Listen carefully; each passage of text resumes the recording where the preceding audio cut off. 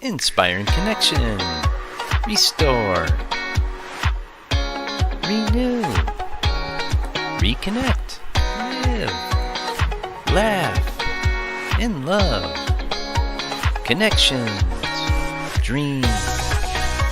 Getaway Experiences.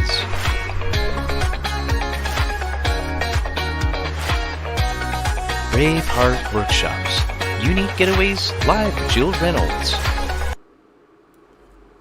The Connection Show, live. Restore, renew, and reconnect in community. Sponsored by Braveheart Workshops.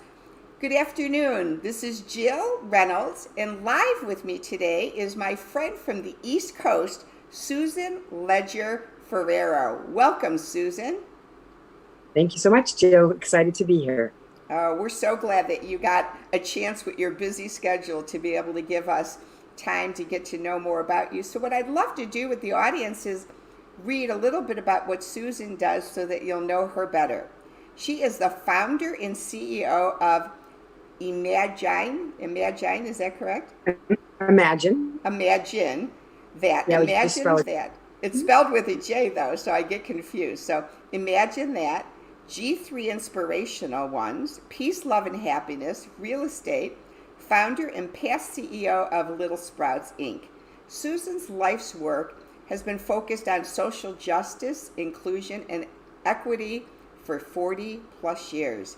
As an international speaker, she has shared her insights on how to create and manifest a meaningful life alongside the likes of Brene Brown and Stephen Covey. Human sustainability and operationalizing, that's a tough one for me. Consciousness is the brainchild of Susan, founder and chief transformational officer of G3. It's a leadership development and innovative capital consulting and training company serving clients across the United States and internationally. Her leadership created the first educational B Corp in the greater Boston area. Susan's a dynamic social entrepreneur and a conscious leadership and learning and development expert with a specialty in strategic execution and innovative capital solutions.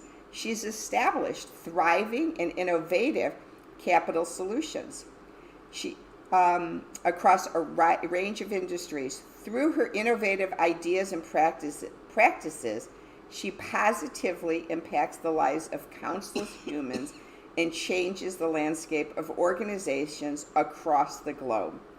Susan has received numerous accolades for her work and her achievements, and I just don't know how you can do all of this stuff in one day or even in a week. So I would love the audience to take us back when you were 15 years old and you started in this entrepreneurship career of yours and how it grew. Yeah, sure. Well, thanks for that. It's always interesting to hear, the bio and what stands out for people. So I appreciate that. I started working in the Boston Museum of Science as a volunteer tour guide during my summer of 7th and 8th grade. And it was at that point, Jill, that I realized that there was a lot that I didn't know about the world, that I had been born and raised in a middle-class community, Methuen, Massachusetts, and that there were a lot of young Black and brown children from Roxbury, Dorchester, Mattapan, the area communities. And I asked one of my colleagues, how come these kids come here? Their shoes don't match. They don't have socks on that match. They haven't eaten breakfast. And she's kind of like, where are you from? When I told her Methuen, she said, well, maybe you should walk across the border to Lawrence. And my mom had grew up in Lawrence, and it was a very tough community, still is, getting better. But at that time, it was noted to be the highest arson community in the United States. So there was a lot of crime and poverty there. And that really opened my eyes in many ways. And one was because I could feel the shame that, how come this girl was asking me that question? And I started volunteering at Living and Learning, which was an early childhood center, and in other places, and ended up deciding in my senior year in high school, I was interning at a local kindergarten, and what really surprised me was that the adults were really unhappy. Although the kids were fabulous, the adults, the grown-ups, as I affectionately call them, they were really unhappy. So I decided to go on this parallel experience where, one, I didn't want to work for anybody else because I could see the impact that it had. And I was like, ain't going to happen. And two, I wanted to do something that impacted children, and specifically at-risk kids. So when I graduated from high school, instead of going to college like my other sisters did, much to my dad's chagrin, I decided to go to college at night, and I opened up a business and, started off, graduated in June, started off in October, and was working 60-hour weeks. And I took on a second job, a third job. And 2 years later, I bought my first real estate and started a real estate company when I was 19. Wow. And bought it at a really good time, sold it 2 years later for twice as much as I bought it. And that integrated me into the real estate world, which in fact has financed all of my educational and social justice work in the world. Wow. Now, are you still actually doing real estate yourself, or do you are? Yeah. You still do real estate? Yeah, the Peace, Love, and Happiness Real Estate is our LLC that we do. We have commercial real estate, and we do Airbnbs around the world. And in 2016, actually, we went down to Cuba and started partnering with people in Cuba to help them understand how to use their real estate as a platform for good, how to list it on Airbnb and VRBO and all that. So we started doing a lot of philanthropic work in real estate, in education, in entrepreneurship in Cuba as well. Well, and I know that you and I first connected because I have a retreat business, and you have an amazingly beautiful home in Salisbury, Serendipity at the beach. Is it Serendipity? Right. And that's Serendipity Beach. Yeah, it's a beautiful place. And for all of you guys on the East Coast who still are like apprehensive of getting on airplanes but live in the Boston area, I'll definitely put the link at the very end for Serendipity, because her place is amazing. It's got a yoga studio and just really, really nice property. Plus, you get the privilege of knowing that you've supported Susan by renting from her.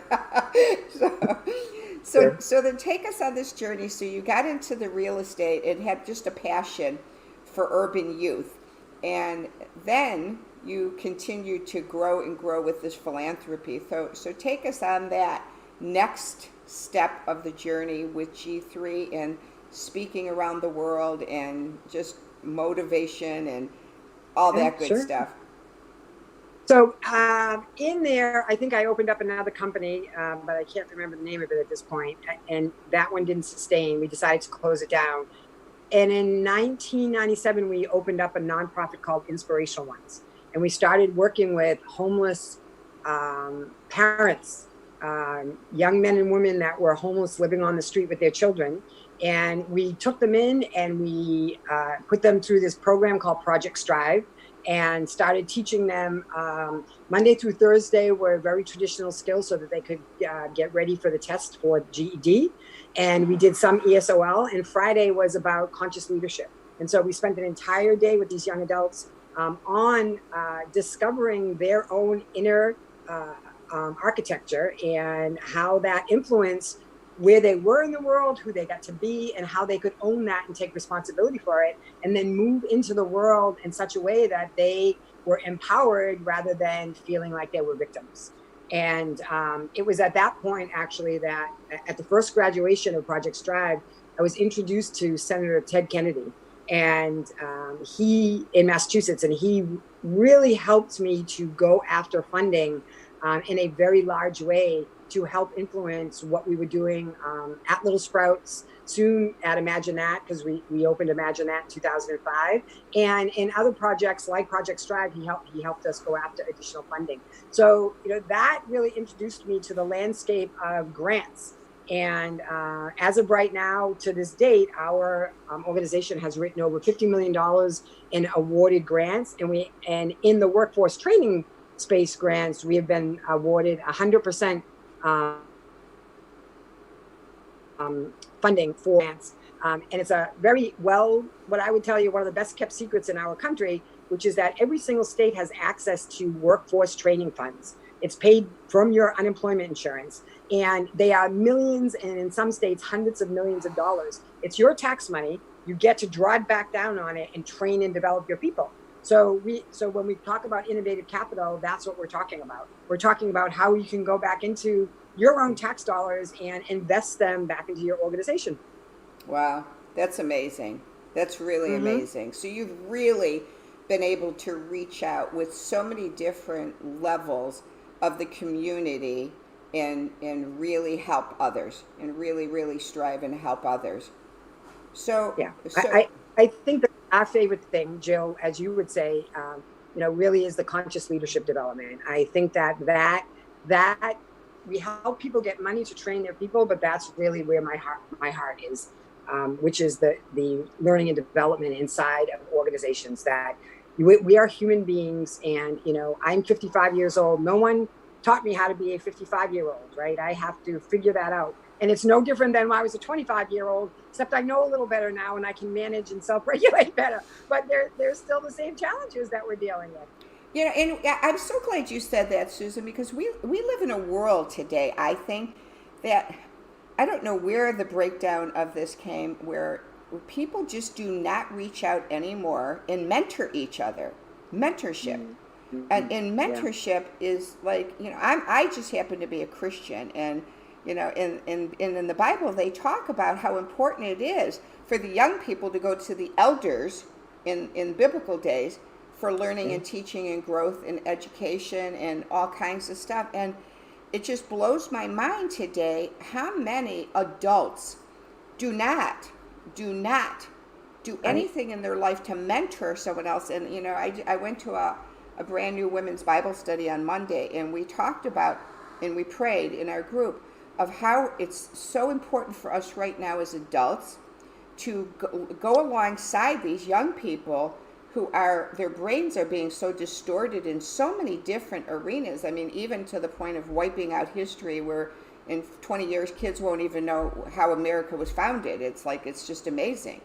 And so unless we as adults lean in to our youth and come alongside. I happen to be, I would probably, I'm one of those statistics. I happen to be a former single, never married mom. I got pregnant at 28 years old, coming off of crack cocaine addiction and alcoholism.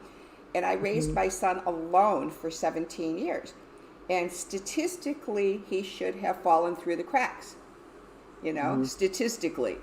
And yet, and even Susan, when I sent my son off to college, when he graduated high school, I really didn't even, as a mother, believe he could pass freshman year in college. And he went on 4.5 years.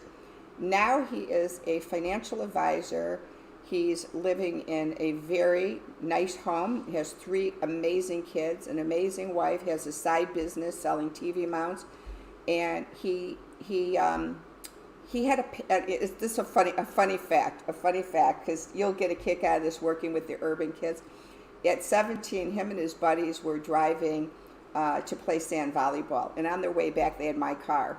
One of his buddies said, "Hey, look, there's a garage door open with a refrigerator. Stop the car so I can jump out and see if they got any beer." So my son stops the car. He gets out, gets a beer. The homeowner chases him down, gets my license plate. My son gets arrested. So, I always was a mom who did a lot of tough love. Yeah. So he had, from the time he was little, every single birthday gift and Christmas gift he invested in the stock market. So he had money. So as soon as he got arrested, I says, "Well, it's going to cost you $1,000 for an attorney. I guess you're going to take $1,000 out of your investments to, get yourself." So his charges were reduced to misdemeanor trespassing instead of felony burglary. And right. He was on probation. The probation officer came over, of course, and said to me, and she was like 24 and he was like 17. And she said, "You have done an amazing job raising your son." And she said, "If you wouldn't mind, I'd like to enter him into Project Lifeline, which is a program for kids who have gotten in trouble for scholarships to college." And it was this is kind of a good and a sad story, but because of what you do, you'll really appreciate it. the program was based out of the inner city of Chicago. But because a lot of the children in the inner city could not graduate college successfully, they'd go and many times flunk out. In order for the program to stay fundable and effective to help those who could finish school, they needed to pull from the suburban kids to see if the suburban kids could pull the weight on the scores to keep the funding coming. So they like said, oh yeah, we'll give him $25,000. So people, over the years, I said, oh yeah, my son went to college with a $25,000 scholarship, and they says, oh, was it athletic? Was it academic? I said, no, he got it for stealing a beer. It was the best theft he ever did. So that is sad and hysterical at the same time. But yeah. How about that, right? Instead of supporting the inner city youth that need the support to be able to make it, right, with some wraparound services, which we're not really great at, they look for other kids that are going to be easier to get them through, and we're feeling the results of that today for sure. Well, and in that aspect, I was so grateful, because being a single, never married mom, and my son never knew his father ever. I didn't have child support, but I never ever, and not that I don't put anyone that down that has to. I never took government funding. I didn't do a WIC program. I didn't do any of that. And I just, I worked my butt off as a sales rep trying to make enough money to support us. So when it was time to go to college, I really wanted to send him to college. And for funding for me, it was hard. So it was a total miracle that he stole the beer so I could send him to school, because I didn't know how I was going to do it. I just didn't have the funding, and so it was really, really helpful. But so I share that with you because he had such a love and a heart for what they did for him. He went off to college, and then when he then graduated, as soon as he started making money, he would go to their fundraisers and give money, and then he ended up mentoring a little black boy in St. Louis for 6 years, tutored him, and then he went on to be on the board of directors for Urban Life. And so, and it's kind of a funny story, because when he was little, growing up, he went to a little Baptist kindergarten. And it was very multiracial, Asians, Chinese, blacks, Indians. It was like Native American, everyone. And I'll never forget his very first friend that he had in kindergarten was a little black boy. I still remember him, Vontez. It's like I remember. And his father was the most handsome former football player father, just gorgeous. And I'm sharing this with you because of what you do and the stuff that we've been going through right now with Black Lives Matter. And his father was so handsome, and Jeremy said, "Mom, you have to marry Vegas." He goes, "I need Vontez to be my dad." And I'm now 66. So he's 37. So you take this back like 30 some years ago. Well, my father is 94. He grew up in the part of Chicago that was extremely prejudiced, like extremely racist, extreme. Well, trying to sit down and tell my dad I was pregnant after being a drug addict, let alone if I would have dated back then a black man, which he doesn't know I dated some, but to date and marry one, my father would have had a heart attack on the spot. But it was so funny because Jeremy, and I'm sharing this with you because I raised him to see no difference in that. I mean, he was raised that way. And so his whole life, and then when he was young, I took him to an urban camp called Kids Across America. And I was the only white leader there, and Jeremy was the only white child there. And he just came home and he just said, "Mom, I wish we could live in the inner city." Intentionally exposed him to a lot of diversity. Yeah, and he still has that kind of heart, and I just love that about him. And so I'm sharing that because of what you do, and I love what you do. And I for one, we're worlds apart as far as distance and stuff. But I, for one, would love to somehow partner with you, even from Branson, because and then I'd like to go back and see what you're doing. But just to play this to get with you on this call, is I just reached out to, there's an organization in Chicago called YMen, Young Men's Educational Network. And my friend, Michael Trout, and his son, Willie, he adopted Willie and Willie's brothers. They run that organization, and it's an educational network to help children get through school and college. Mm-hmm. And they've had hundreds and hundreds of urban youth, male, they got girls now too, graduating. So anyway, Willie was one of the boys who was at camp when Jeremy and I went to camp, and they stayed friends over the years. And so Willie now, he brings children to Kanaka Camp here, Kids Across America in Branson. And so I hadn't seen Willie in 15 years. So when me and my husband moved to Branson, and Willie was here this last summer, he came to my house and we hung out together and had a great time. And he says, well, when I come back to Kanaka this year now, 2020, he said, well, I'll try to come with my wife and baby a few days early so we can hang out with you and my husband. So I just called him, Susan, on the phone and said, when are you coming to camp? He goes, oh, they canceled it. And I went, oh my gosh. So on another girl who's just like you, she's a doctor in Chicago, and I just interviewed her the other day. I'm going to try to reach out to Willie and see if we can get some money together and bring the kids to Branson, because I live in a subdivision with lodges, condos, and villas. And these kids, they long to get out of they're in the inner city where they have 45 murders per weekend. 45 a weekend, Susan. And I mean, when Willie was little and he stayed at my house, he was like at 7 o'clock at night, he was like, we got to go in now. There's going to be drive-by shootings. And I'm like, no, Willie, we're going to be okay. But anyway, I know I'm going off, but so share with me more about this inner city, because you can tell I have a passion for it. Yeah, sure. I love it. And thanks for sharing your story too.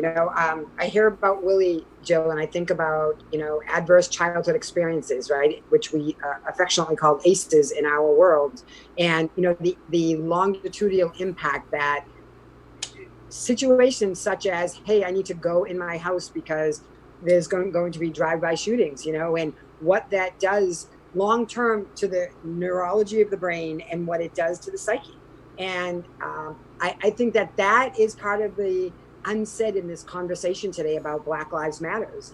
Most people do not understand the fear that most Black Americans have had to just absorb and deal with their entire life. And I was telling you before, my oldest son, Marvin, who is now 36 and has one daughter, Giovanna, who's 5, and have another one on the way. And he's got 4 stepkids as well, because he married a great woman, Erin, and they brought their family together, and they're a beautiful family. But, when he moved in with us, we lived in a predominantly suburban area, and he was coming from Lawrence, Massachusetts, where his family was.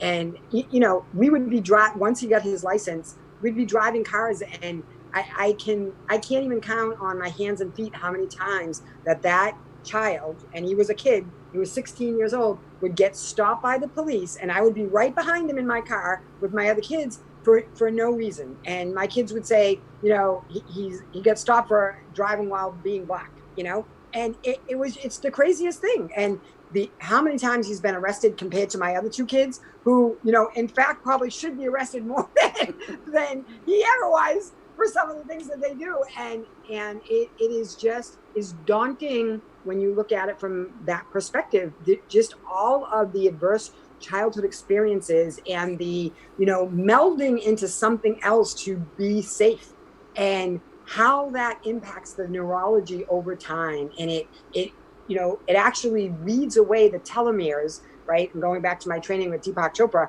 but, at the end of our synapses, and that leads to early onset Alzheimer's, as well as heart disease and diabetes, which we're seeing in this community. Why Black women have 6 times more trauma in birth and cannot carry kids and have miscarriages than a white woman that's in the same neighborhood and region inside of states.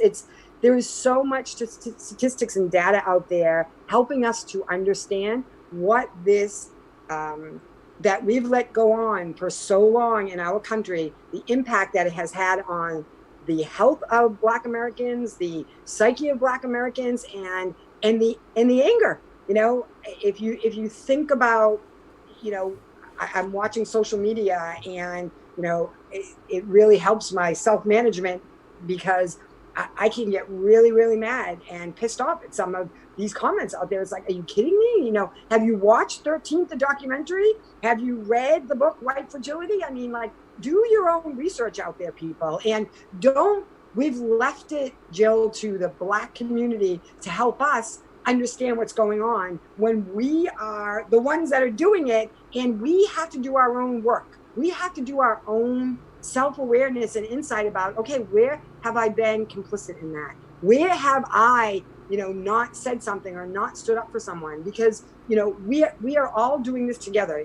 This is not happening to us. It's happening for us to wake us up. Well, and I love that you said what you just said, and I'm going to add on to that, because for those of us in America, shame on us that we don't take some time and learn history. Shame on us. Mm-hmm. We're educated, an educated nation. And my husband is 76, and he reads 4 books a week. And unfortunately, I have to say unfortunate, we live in a house where the news is on about 10 hours a day. And my husband's got Fox on, he's got MSNBC, and, he's got them all on. And I could be in the house and he's yelling at the TV because he's hearing he's just, I can't believe they're doing this now. And he just got finished, and please watch it. The History Channel's got an amazing series on of President Grant. And it's got the whole history of slavery and the KKK and just all of this and where this came from. And so many people just think, oh, why doesn't this just get fixed tomorrow? And it's like, do you have any idea this has been going on since the 1700s? The 1700s. And, to just think we're going to tomorrow morning, it's all going to be different. Now, of course, we want it to be. But for me, just because I shared a little bit about Jeremy, I myself, Susan, get offended when sometimes Caucasians are put into this whole arena of being so racist, because I get offended. And I'll tell you why. Because of what you said about the brain. I grew up in suburban America, but I grew up with a mother who, the moment she pushed me out of the womb, said I was double ugly, there was nothing good about me, and she wished I wasn't born. So the second I was born into emotional abuse. I had a wonderful dad who she cheated on and left. She had multiple affairs. Then she married twice. One was an alcoholic, bisexual bigamist. The next was an alcoholic who dressed in women's clothes. Both alcoholics, both physically abusive, both sexually. I watched my mom almost be murdered in the front yard, and just trauma after trauma. By the time I was 7, my brain was so traumatized I could barely even speak. And so I have gone through 38 years of intensive trauma therapy. I've had professional therapists that they've never been with someone who's had the kind of trauma level I've had. And so I personally get angry and offended if someone were to say, oh, you're white, you don't understand what blacks go through. And I'm like, well, I might not understand maybe what the blacks go through with police, but I surely know what the black people go through with trauma. And I used to say to some of my closest black friends, I have a hard time sometimes knowing I'm white because my skin feels black. It feels that way. And it may sound strange, but when you've lived in a home filled with the type of trauma a lot of black people have had to go through, and yet you're Caucasian and have too, and then you're grouped together with racism, I'm like, I don't get it. I'm the girl in the office that nobody would go to the inner city to sell a copy or two. And I said, what do you mean you're not going to go to the inner city? What are you afraid of? And I just had so much trauma in my life, Susan, that I didn't know it would be scary to go to the inner city. I'm like, I'm not afraid, so there's going to be drive-by shootings, if I get shot, I get shot. If I don't, I don't. But to say I'm not going to go sell the inner city a copier because I'm going to, I just don't live that way. I just haven't, my whole life I haven't lived that way, And I hear that, Joe, and I think that the way that I translate when any any race, class, sex, creed, all of those distinctions that we put on ourselves, I have called myself a humanitarian almost all of my adult life. It's on my signature, and people will ask me, why do you call yourself that? Because that's who I am first. Yes. Beyond all of these female, Caucasian, mother, any of those titles that I have chosen into in this lifetime or not chosen into, we are all human beings. And this whole construct of race is a social construct created for economic advantage in the world. And I think what Black people talk about is that, you don't walk in a room and have to think, oh, well, I hope they're okay to me. Oh, well, I hope they accept me. Oh, well, I hope they don't look at me funny. Oh, well, I hope they don't think I'm stealing, which happens all the time. And as a white human being, that has not happened to me. I've not walked into a place and ever even thought about it. That is something that a Black person or a brown person has to walk into all the time. I'm different than what the standard, elite, quote unquote, in this country is, and racially accepted. It's, the LGBTQ community is dealing with it too. How do I get to be myself and walk into a room and not have to worry that they're going to look down on me, they're going to talk about me, that they're not going to accept me, that they're not going to value me? And that is a hell of a burden to carry for any human being. And we wonder why there is this conscious trauma inside of humanity all around the world. This pandemic is an external of the internal consciousness that is going on here.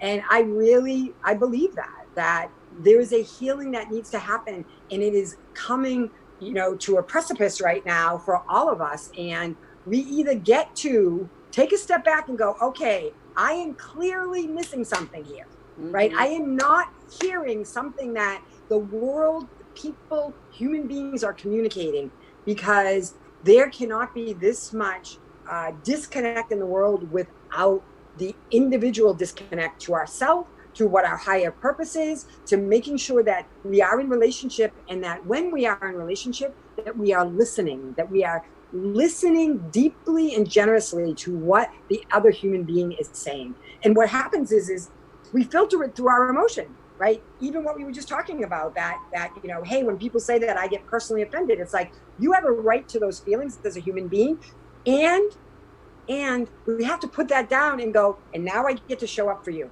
Now I get to hear and not look through the lens of, hey, I am personally offended. We're not that good at that. And that's why the work that I do in operationalizing consciousness, that is why I do that. Because we talk about, woo-woo and meditation and all this yoga, and right, but yet we still don't know how to practice it in everyday life.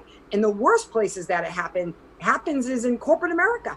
In organizations, we are emotionally abusive to each other. We don't take care of each other. We have oppression from the work lives that we have, and especially in this country. And it's time to make a shift. Well, the one thing I love of what you said is your title, because we live in a world of titles. And you know what? I just love that you're identifying as a humanitarian. And if most of us in this world would start focusing on humanitarian, being human, and sitting there and sure, let's go meditate and do mindfulness and get in. And it's like everyone spends so much time with getting involved with self they become so selfish. They don't, I mean, sure, I got to work on authentic self. Yeah, that's great. I started my retreat business, Braveheart Workshops, because I am a Brene Brown lover too. Be authentic, be courageous, be vulnerable. But if you're being brave, you're being courageous, and you're being vulnerable, and you're being authentic just for you, who gives a shit?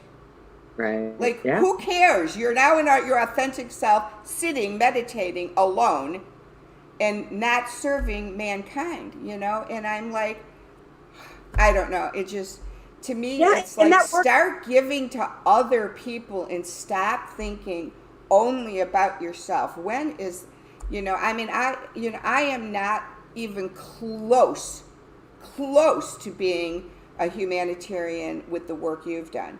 But over the years, from whatever time limit I had, which was crazy being a single mom, from the minute I got into recovery and had the privilege of being able to go to codependence treatment centers in the 90s with the best therapist, I came home and started my first Codependence Anonymous meeting that grew to 100, and I sponsored 50 women in recovery, and then went to treatment 5 times for my eating disorder, and came back in 4 or 5 years, led Eating Disorders Anonymous meetings. And Susan, there were times that I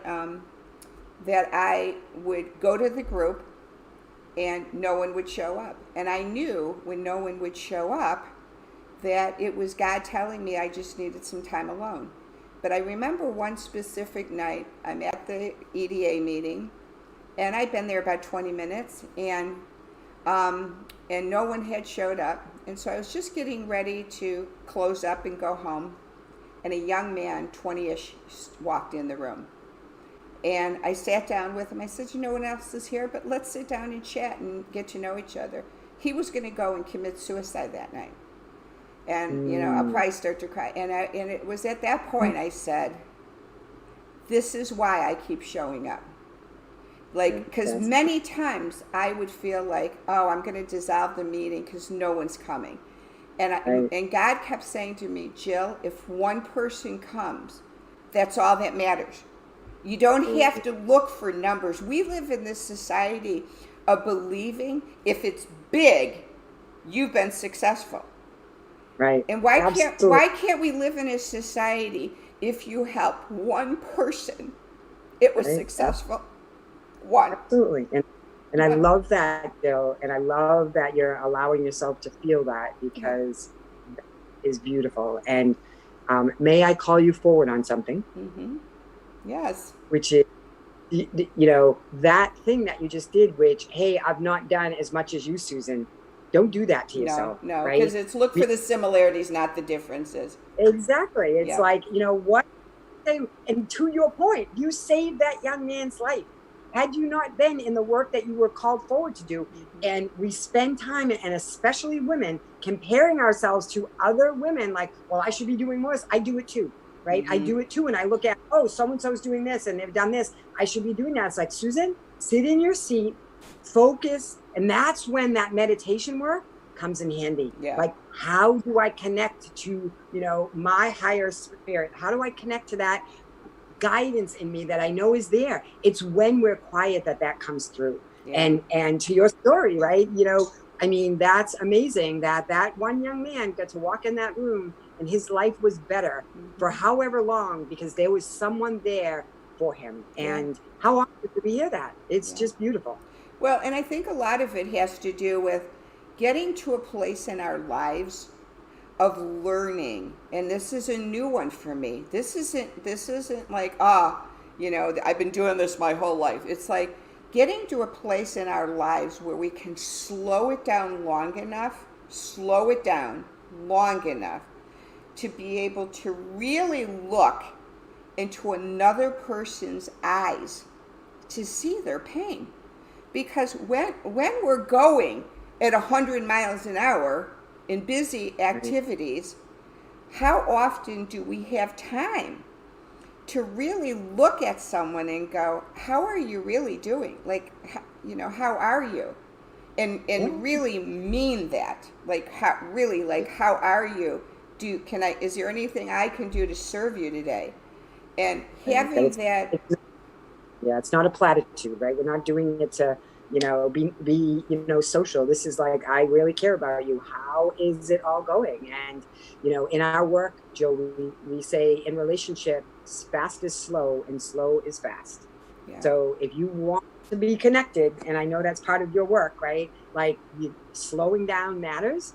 And the more time you spend with someone, the more it matters. Mm-hmm. And so often our partners, my husband, our kids, we're like, oh, well, they know who I am. Or my coworker that I've been working with, for almost 20 years, like, well, they should know. No, that's not how relationship and humanity works. It actually calls you to be even more present for that person, because they are changing in microseconds. They are changing, and we show up the same way to this person that they were yesterday. We're going to keep them the way that they were yesterday, but yet we want them to grow, but we don't give each other the space to do it. And so it's just a slowing down. Well, and I'm going to do a challenge, and then we'll go into a few more questions here. But I'm going to challenge people, because this, and I'm when I offer a challenge, it's because I'm offering it to myself. There's a thing in therapy called transference, where if I see it in somebody else, it's because I see it myself. But it goes two ways. It goes positive and negative. If I see somebody's beautiful eyes, it's because I have beautiful eyes too. If I see someone's control, it's because I have control. So I'm going to say something that's a challenge, because it's a challenge in my life too. And because we're in this social justice modality right now, let's all challenge this. In the next 30 days, for all of us listening, slow it down and start to connect with eyes, with other people. But I'm going to ask you, and I'm going to do this too, to connect with someone who you don't think you'd want to connect with because of the way they look. So I'm going to start with because of the way they look. Connect with that person. If someone walks past you and you look and go, oh, I wouldn't talk to that person because they look fat. I don't want to talk to that person because they don't look educated. I don't want to talk to that person because they look homeless. I don't want to talk to that person because they're black. I don't want to. And I'm letting you know, since I've been on social media so much, connecting with hundreds of people all over the globe, I can tell you that I have had a few friend requests by people who I thought, oh, do I want to accept this friend request? This person looks like they're really, really obese, and they don't look maybe very stable, and should I really connect? And as soon as that hit me, I went, this is who you need to connect with, Jill. Like, you're judging, should I connect? And I am a large framed person, and sometimes, I'm probably 100 pounds overweight. And I'm sure there's people who haven't connected with me because I'm a larger sized person. And yet, when I was leading my Eating Disorders Anonymous meetings, I know there were people in there because we had mixed anorexics with overeaters and stuff. And sometimes I learned this. An anorexic had a really hard time connecting with a binge eater because they couldn't handle looking at that large body image. And so because they were still stuck in their disease in their mind, I can't get bigger because if I get bigger, I'm going to look like her. Instead of healing in the brain from the anorexic.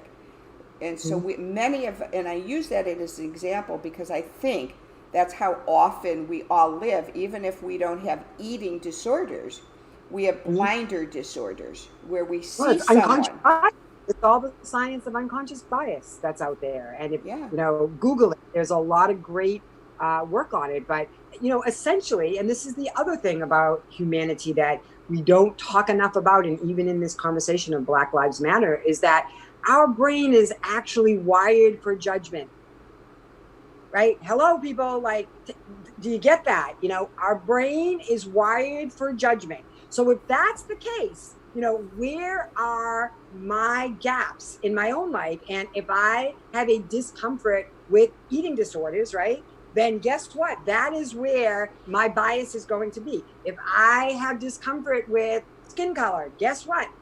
that's where my bias is going to be. If I have discomfort or unhealed stuff because my mom and dad told me that, I wasn't smart, guess what? I'm going to avoid going to school and putting myself into that situations. So the more that we understand that unconscious bias is actually a gift, but it's only a gift if you're aware that it's there, that your mind is wired, your reptilian brain is wired for flight, or freeze.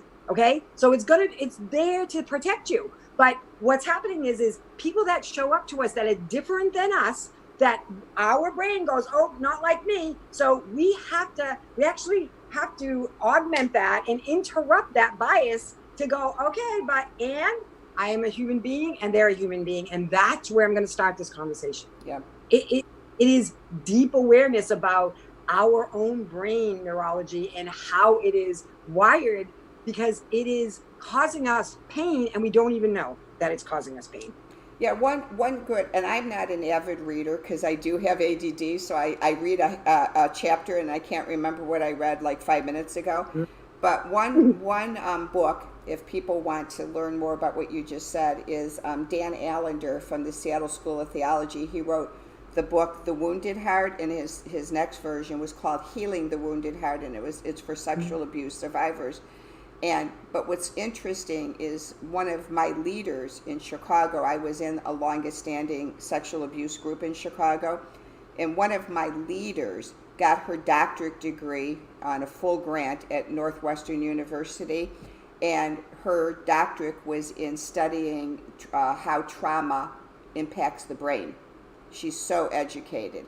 And so she wrote one chapter in his latest book called Healing the Wounded Heart. That would be good for anyone to read, because it really talks about how this trauma affects our brain.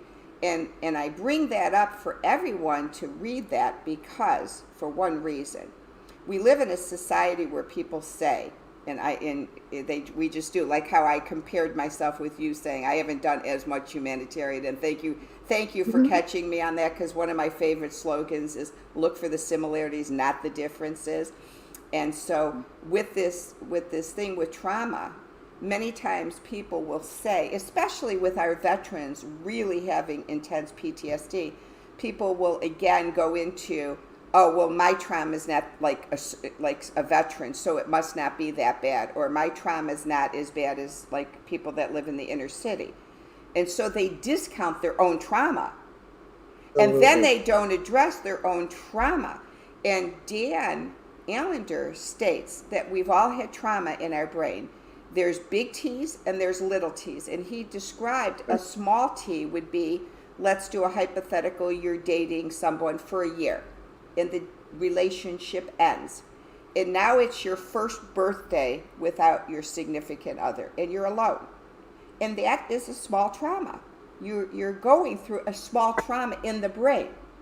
And so where people go through life thinking they do not have to address their own trauma is where disconnect comes to be able to identify with others that are living in trauma-filled lives. And so it's just an amazing concept, and I'm really grasping this. Well, it's based on Carl Jung, and he was, to me, the father of us understanding the unconscious mind. And one of my favorite quotes by him is, until you bring the unconscious into the conscious, you will lean into it and call it fate, right? And that's what we do. We go, oh, well, it's supposed to be like this and all that kind of stuff. It's like, no, actually, if you take some time to connect with yourself and do the work, and don't kid yourself, it's work. And because you've done a ton of it, right? It is the hardest shit you will ever do in your life, okay? Mm-hmm. And that's, you have to be a practitioner of it if you're going to teach it. And, some of the best teachers that I've ever been with is because they are involved in the work of healing their own self. Mm-hmm. And other people you don't feel as connected to. And part of it is that not everybody's out there practicing it at that level. And some of the worst therapists and teachers are the ones that I've met that never do their own work. So it's like the dichotomy is so there. So transitioning a little bit here. So I'm not going to say connection during pandemic because I'm believing that we're coming to a whole nother dimension on that. So dreams. With 2020 almost over, do you have any specific dreams you'd like to still be fulfilling this year? I have a dream of creating a higher impact in the work that I've been doing around inclusive hiring.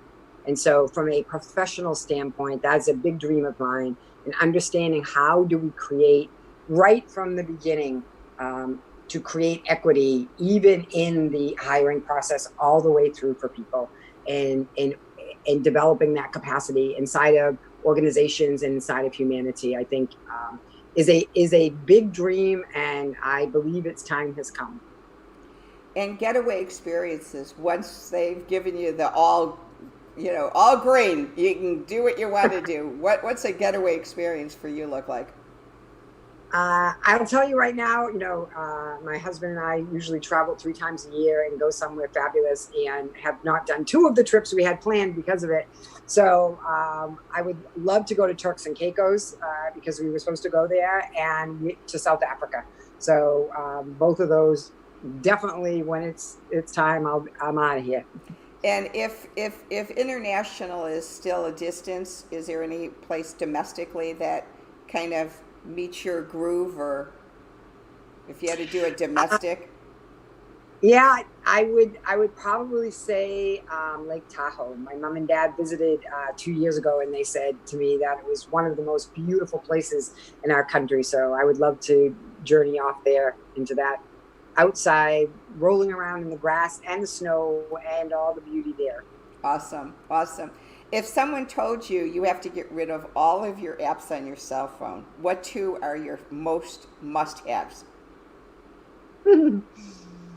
That's hilarious. I would say probably Google Docs, right? Because everything that I write and all of our coursework, I would not want to get rid of that. And probably Kindle, because I am an avid reader. I read, probably 5 or 6 books a month. So probably those 2 I would not. My husband would tell you Amazon, but I'm going to go with those 2.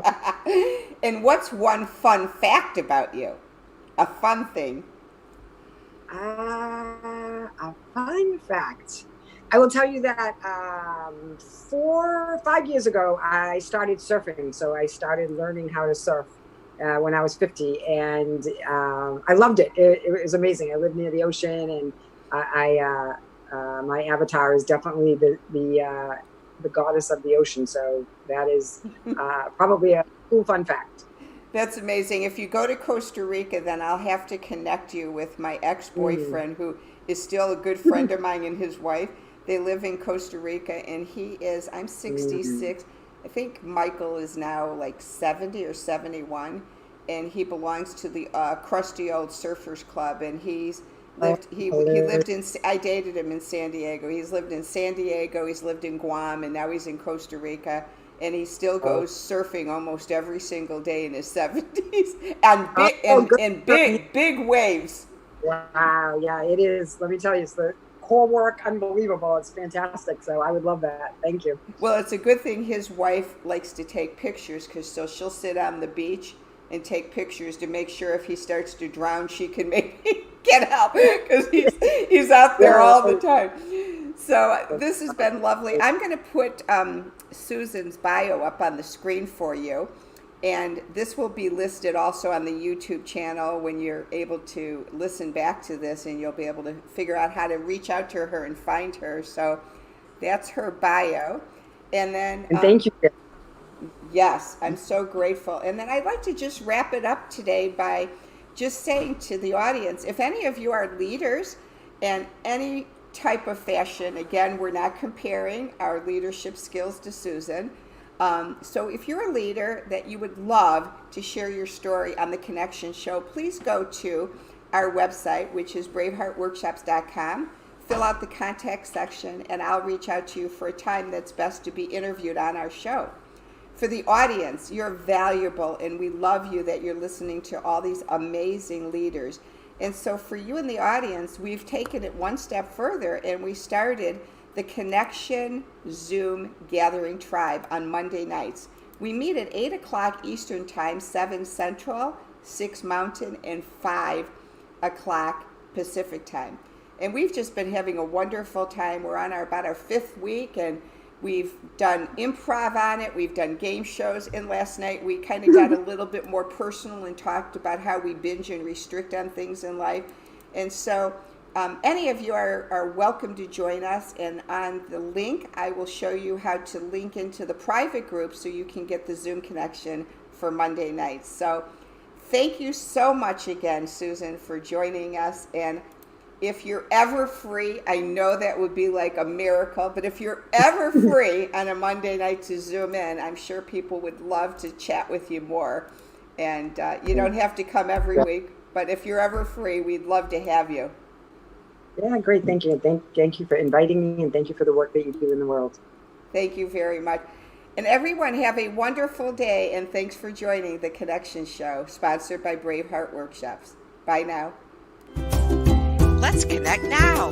We can dream together to renew, restore, and reconnect with wellness in our life.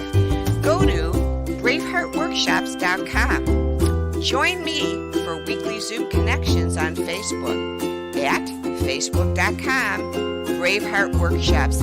Thanks so much for joining the show, and we look forward to seeing you on Monday nights.